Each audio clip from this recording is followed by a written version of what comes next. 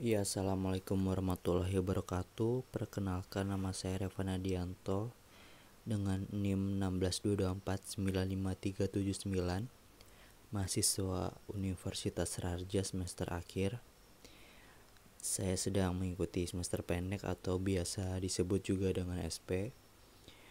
Maksud dan tujuan saya di sini adalah untuk memenuhi tugas mata kuliah teknik kompilasi, yaitu dengan mempresentasikan sebuah PowerPoint yang berjudul definisi kompilator. Pertemuan 1. Oke, lanjut aja ke materi langsung ya. Arti kata teknik kompilasi. Teknik itu sendiri memiliki arti metode atau cara. Lalu kompilasi yaitu proses menggabungkan serta menerjemahkan sesuatu atau source program menjadi bentuk lain.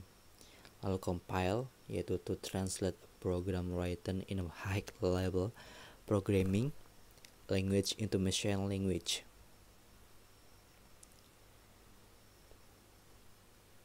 Pengertian compiler atau kompilator.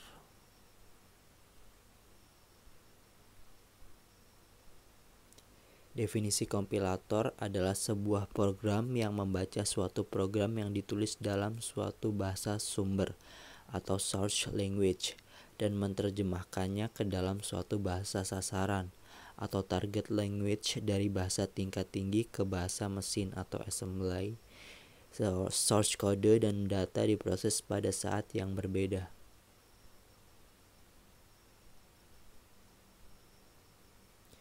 Translator, compiler, dan interpreter.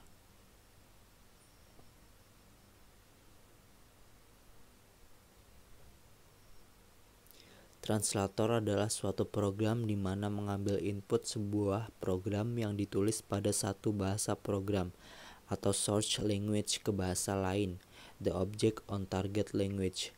Jika source language adalah high level language seperti COBOL, Pascal, Fortran, maka object language adalah low level language atau machine language. Translator seperti ini disebut compiler.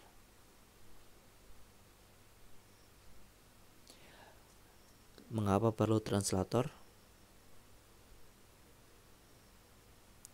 Dengan bahasa mesin adalah bahasa bentuk bahasa terendah komputer, berhubungan langsung dengan bagian-bagian komputer seperti bits, register, dan sangat primitif. Jawaban atas pertanyaan ini akan membingungkan bagi programmer yang membuat program dengan bahasa mesin. Bahasa mesin adalah tidak lebih dari urutan 0 dan 1. Instruksi dalam bahasa mesin bisa saja dibentuk menjadi mikrokode, semacam prosedur dalam bahasa mesin. Bagaimana dengan orang tidak mengerti bahasa mesin? Berikut ini adalah gambar proses kompilasi melalui sebuah blok diagram dari program sumber melalui compiler.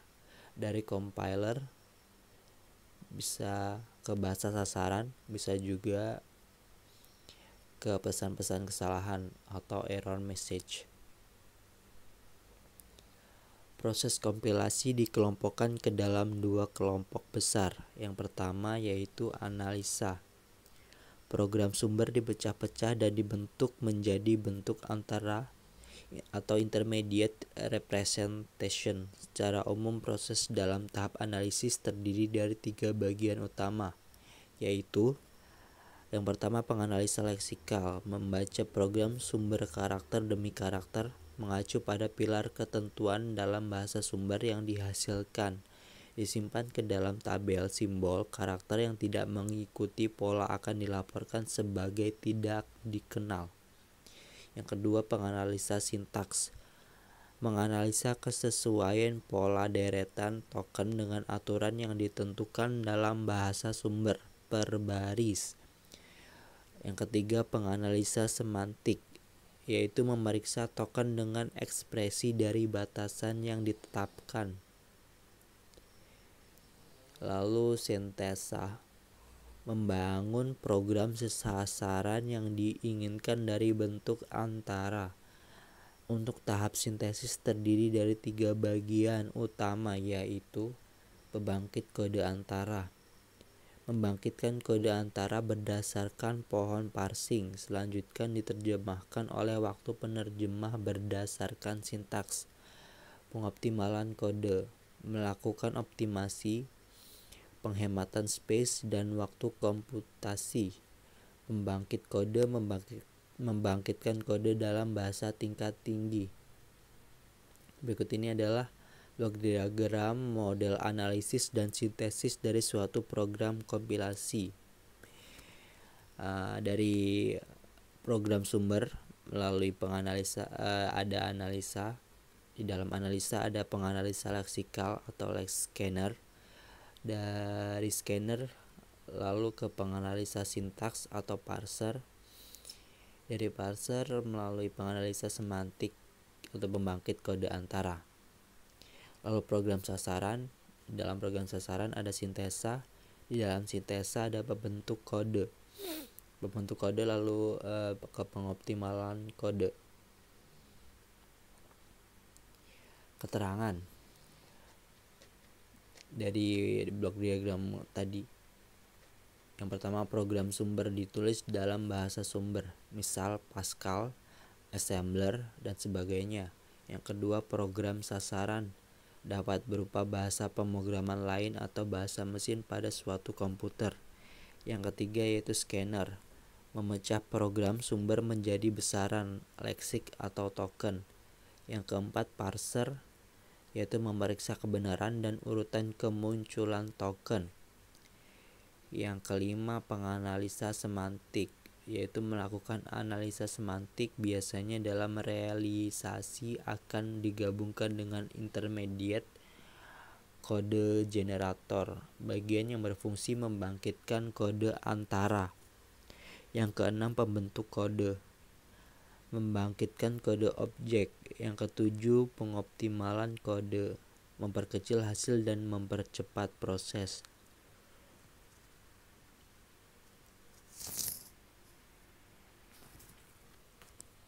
Yang kedelapan, tabel, menyimpan semua informasi yang berhubungan dengan proses kompilasi.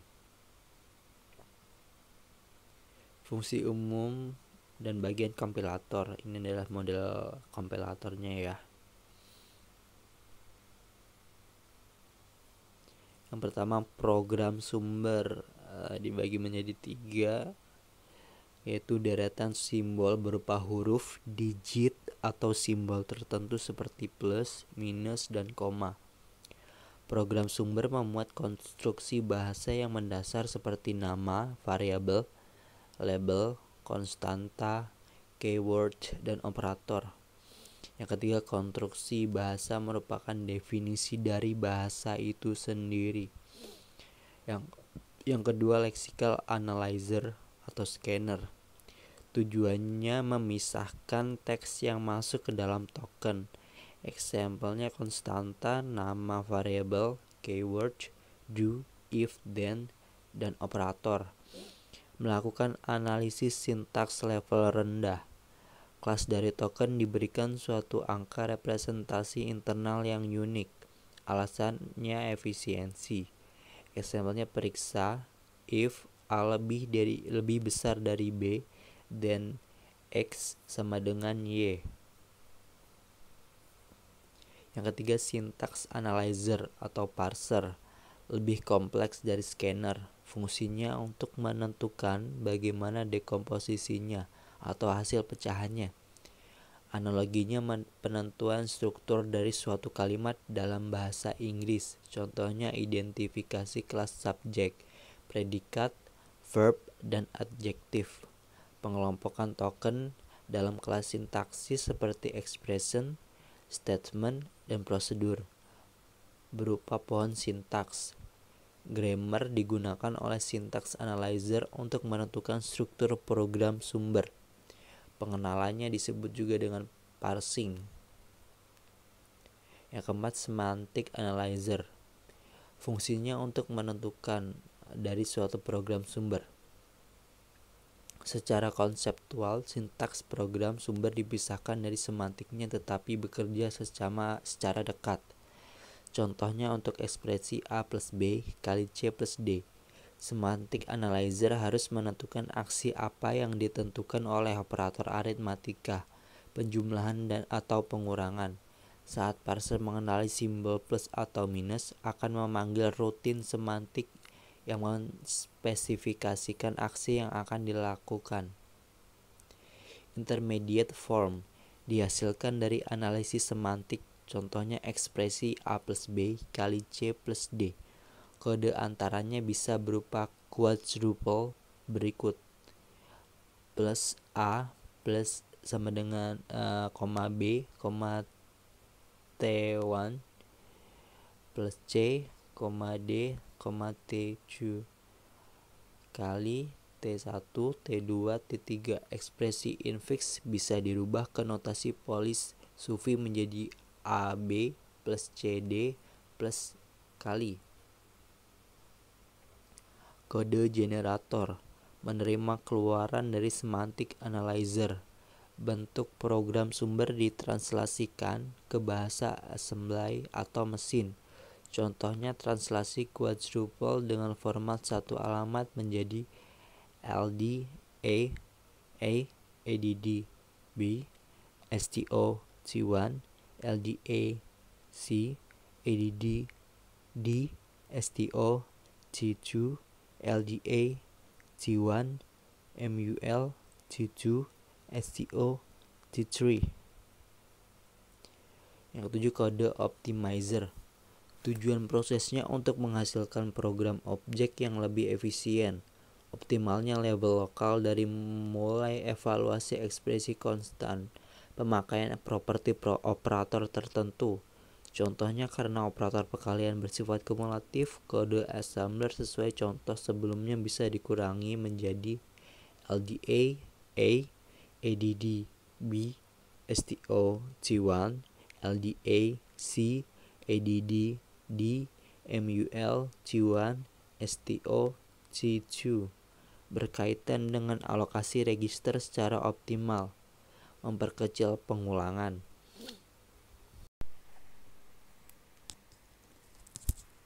Oke, ini adalah pertemuan 2 yang berjudul kompilator satu jalan sederhana. Langsung saja ke materinya. Definisi sintaks. Sintaks merupakan kumpulan aturan yang mendefinisikan suatu bentuk bahasa. Sintaks mendefinisikan bagaimana suatu kalimat dibentuk sebagai barisan atau urutan dari pemilihan suatu kata dasar. Kata bukan merupakan sesuatu yang mendasar. Kata dikonstruksikan dengan karakter-karakter alfabet. Dengan menggunakan aturan ini, maka suatu kalimat dapat dikatakan legal atau tidak legal. Sebagai contoh dalam keyword bahasa C, seperti while, do, if, dan else. Identifier, angka, operator, dan seterusnya merupakan kata dalam suatu bahasa. Sintaks dalam bahasa C mengatur cara mengombinasikan kata-kata tersebut ke dalam suatu statement dengan bentuk yang benar, sehingga dapat disusun suatu program yang dapat berjalan dengan benar. Sintaks tidak mengerti apapun tentang isi atau arti dari suatu kalimat. Aturan semantik yang bisa mengartikannya. Sintaks dari bahasa pemrograman didefinisikan dengan 2 kumpulan aturan, yaitu aturan leksikal atau aturan sintetik. Aturan leksikal menspesifikasikan kumpulan karakter yang terdapat dalam alfabet dari bahasa dan cara supaya karakter-karakter tersebut dikombinasikan ke dalam kata-kata yang valid dan dapat diterima. Sebagai contoh adalah bahasa Pascal yang tidak memperhatikan huruf besar dan huruf kecil, sedangkan bahasa C dan ADA memperhatikan dan membedakan hal tersebut. Sintaks berfungsi menyediakan bentuk-bentuk notasi untuk komunikasi antar programmer dan pemroses bahasa pemrograman sehingga dapat mempermudah pembuatan suatu program. Suatu bahasa pemrograman juga dibangun berdasarkan elemen-elemen sintaktik yang dapat membentuk suatu statement dalam bahasa pemrograman. Elemen-elemen tersebut antara lain: pertama, himpunan karakter. Himpunan karakter yang sering dijumpai dan digunakan adalah himpunan karakter ESC2 yang berisi dasar karakter angka dan huruf. Karakter ESC2 secara umum dapat langsung digunakan pada kebanyakan perangkat input atau output. Namun ada bahasa pemrograman yang tidak menggunakan himpunan karakter ESC2. Contohnya bahasa APL. APL menggunakan karakter yang tidak dapat digunakan secara langsung pada kebanyakan perangkat input atau output. Tidak seperti C yang menggunakan himpunan karakter ESC2. Kemudian identifier. Sintaks dasar dari identifier yang sering digunakan adalah string dari huruf dan angka yang dimulai dengan huruf. Namun banyak juga variasi dari bahasa pemrograman yang menggunakan suatu identifier dengan tanda titik atau minus. Dan hal ini akan berpengaruh pada kemudahan dalam pembacaan program. Yang ketiga, simbol untuk operator. Kebanyakan bahasa pemrograman menggunakan karakter plus dan minus untuk mempresentasikan dua buah operasi dasar aritmatika dan menggunakan kombinasi serta memanfaatkan karakter-karakter spesial suatu operator, atau menggunakan string untuk operator seperti pada Fortran dengan AQ untuk membandingkan kesamaan dan bintang untuk perpangkatan. Yang keempat, keyword dan reserved word. Keyword merupakan suatu identifier yang digunakan sebagai bagian tetap dari sintaks suatu statement. Misalnya if untuk memulai suatu statement kondisi atau do untuk memulai suatu perulangan dalam bahasa Fortran. Keyword merupakan reserved word jika tidak digunakan sebagai identifier yang dipilih oleh programmer. Misalnya dalam bahasa Fortran, identifier if dan do dapat dipilih sebagai nama variabel oleh programmer sehingga suatu statement yang dimulai dengan if belum tentu merupakan statement kondisi. Yang kelima, noise word merupakan kata pilihan yang disisipkan dalam statement untuk meningkatkan readability. Sebagai contoh adalah statement go to label. Go merupakan keyword yang harus ada, sedangkan to merupakan optional yang akan meningkatkan readability.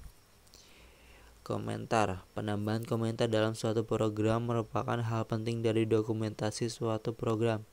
Bahasa pemrograman mengizinkan komentar dalam beberapa bentuk. Baris komentar yang terpisah di dalam program seperti pada Fortran, penggunaan karakter khusus yang tidak memedulikan baris seperti garing bintang dan bintang garing di bahasa C dimulai dari sembarang tempat di suatu baris dengan diawali suatu karakter khusus seperti minus di ada, garing 2 di C++ atau tanda petik di Fortran. Blank. Aturan penggunaan spasi pada bahasa pemrograman sangat beragam. Sebagai contoh adalah bahasa C. Biasanya spasi diabaikan kecuali jika ada simbol sama dengan plus yang merupakan operator tunggal. Bila dipisahkan dengan spasi maka akan menjadi kesalahan sintaks. Delimiter dan tanda kurung. Delimiter merupakan elemen sintaktik yang digunakan untuk menandai suatu awalan atau akhiran dari suatu sintaktik unit seperti statement atau ekspresi. Tanda kurung biasanya berpasangan dengan delimiter, misalnya kurung kurawal atau pasangan kata begin sampai end.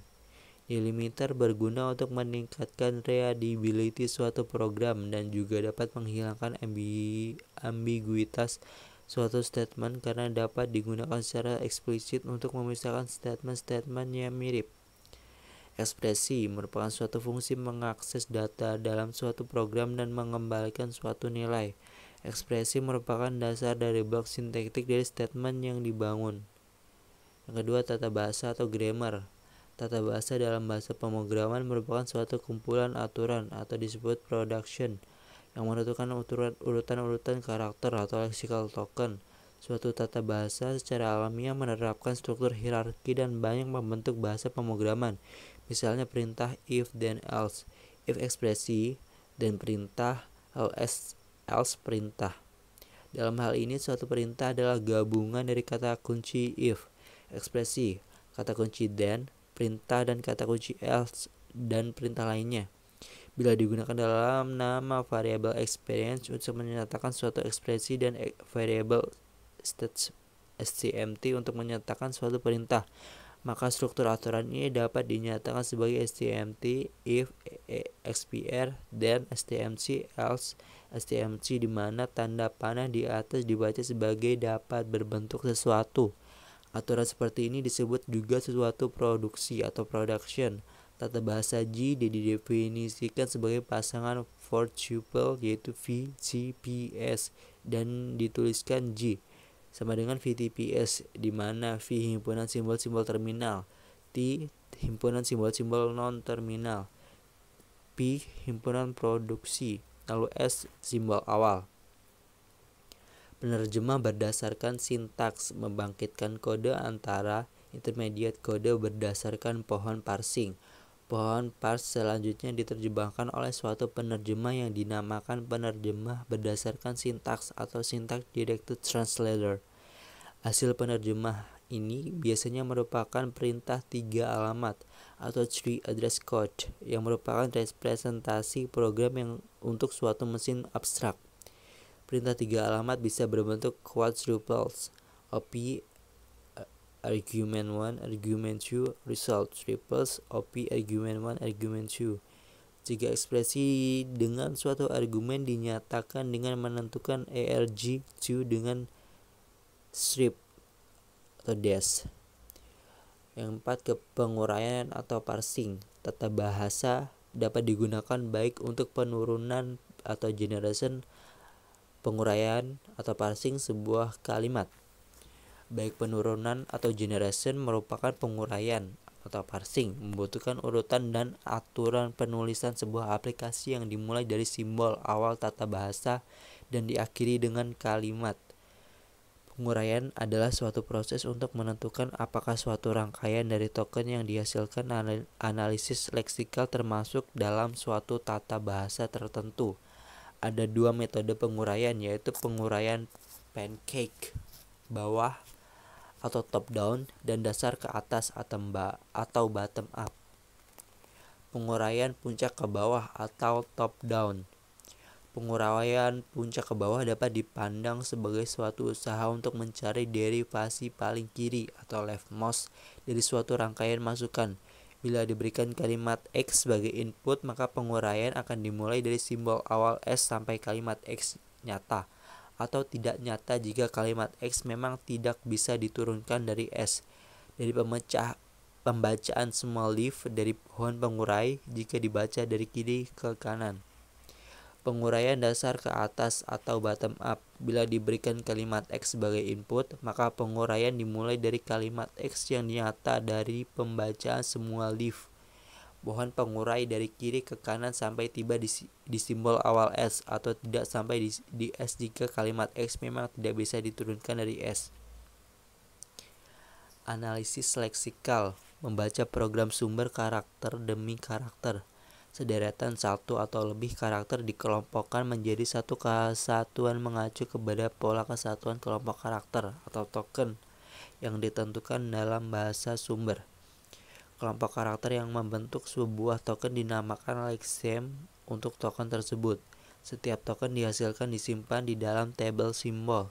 Sederetan karakter yang tidak mengikuti pola token akan dilaporkan sebagai token tak dikenal atau unidentified token.